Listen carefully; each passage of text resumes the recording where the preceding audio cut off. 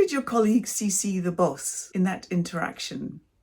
Why did they go to HR before having a conversation with you?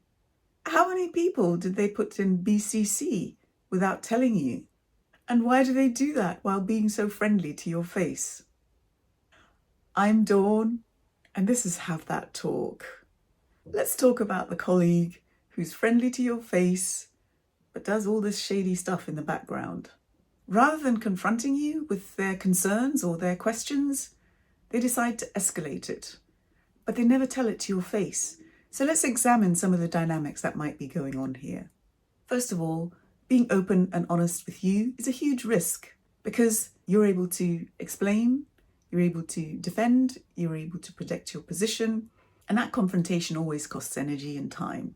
So this particular colleague chooses an easier route. They go behind your back.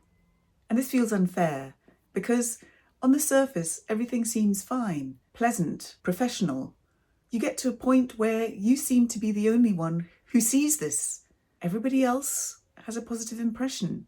In the team meeting, the colleague is compliant. They're nodding and saying all the right things.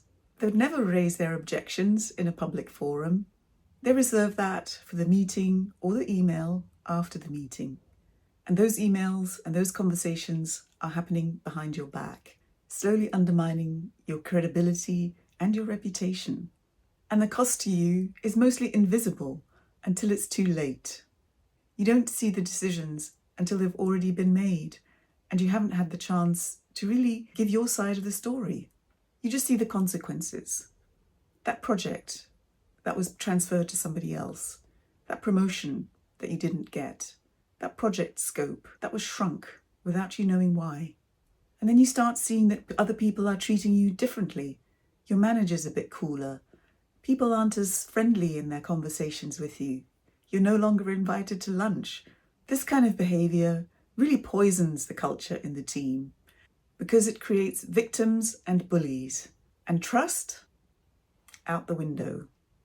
So, as a manager, it's important to recognise if this is happening in your team, because at the end of the day, the performance of your team and your own results will suffer.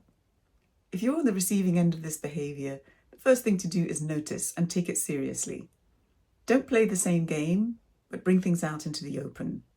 If you notice that people's tone and voice and behaviour towards you has shifted, name it. Express what you've observed. I've noticed that such and such is happening, and I really want to understand what's going on. I thought that this project was going well, but I see that budget has been reduced. Help me understand why.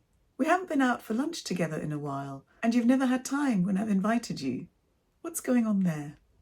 I was still in the email thread when so-and-so sent that complaint about me to the senior executive sponsor.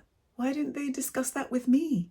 So you see, the first thing about addressing these issues is bringing them out from under the carpet, into the open, into the light. I see what's happening. I acknowledge it. I'm not going to hide because of it. I'm bringing it out into the open. And that's a necessary move because this behaviour thrives in the shadows, under the surface, hidden, suppressed, not talked about.